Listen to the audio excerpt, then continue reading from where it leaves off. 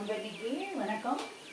இது இது நம்ம கிச்சனில் நம்ம 3 வத்தலை போட்டு வத்த குழம்பு வைக்க போகிறோம். அதுக்கு மணத்தக்காளி வத்தல், சுண்டக்காய் வத்தல், மாங்காய் வத்தல் 3த்தையும் தேவையான அளவு எடுத்து வச்சுக்கணும். இதில் எண்ணெயை விட்டு நல்லெண்ணெயை விட்டுண்டு கடுகு, வெந்தயம், துவரம்பருப்பு, பெருங்காயம், கருவேப்பிலை, மிளகா வத்தல் எல்லாத்தையும் தாளிச்சுக்கிட்டோம். 3 வத்தலையும் போட்டு தாளித்தோம். மஞ்சத்தூள், தனி மிளகாத்தூள், சாம்பார் பொடியை போட்டு எண்ணெயிலேயே வறுத்துண்டு இப்போ இதில் புளியை தேவையான அளவு புளி தண்ணியை ஊற்றியிருக்கோம்.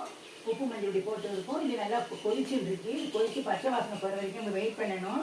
நம்ம இன்றைக்கி புளி விட்ட கீரை எப்படி பண்ணினோம் அப்படின்னாக்கா, கீரையை நல்லா அலசி மண்ணு போக அலசி ஒரு 20 நிமிஷம் உப்பு மஞ்சள் தூளை போட்டு ஊற வச்சுட்டு மறுபடியும் இன்னொரு வாட்டி அலசிட்டு அதில் 2 தக்காளி, ஒரு 3/4 அளவுக்கு பயத்தம்பருப்பு, மஞ்சத்தூள், ஒரு ஸ்பூன் நல்லெண்ணெய், கொஞ்சம் புளியை கரைச்சி அதில் ஊற்றி நல்லா நல்லா குழவா வேக வச்சு மசிச்சுட்டு இதில் எண்ணெய் வச்சு கடுகு, உளுத்தம்பருப்பு, ஒரு மிளகாய் வத்தல், ஜீரகம் எல்லாத்தையும் தாளித்து கொட்டிட்டோம். இதுக்கு இப்போ புளி விட்ட கீரை ரெடி ஆயிடுச்சு. இப்போ இங்கே வத்த குழம்பு நல்லா கொதிச்சுருக்கு. இன்னும் கொஞ்சம் புளி வாசம் போக கொதிக்கணும். கொதிச்சதுக்கப்புறம் இந்தமாரி அரிசி மாவில் இதுமாரி அதை கரைச்சி விடணும்.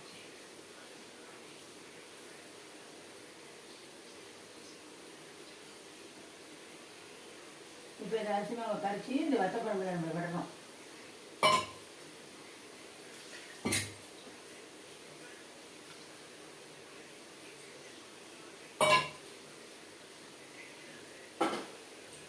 இது ஒரு கொதி வந்த உடனே நம்ம ஆஃப் பண்ணிவிட்டு சர்விங் டிஷ்ஷுக்கு மாற்றணும்.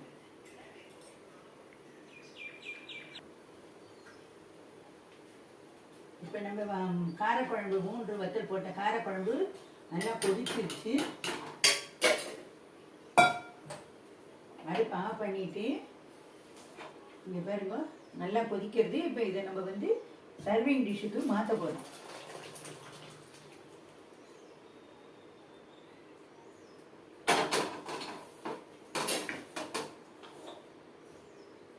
இப்போ 3 வத்தல் போட்ட காரக்குழம்பு ரெடி.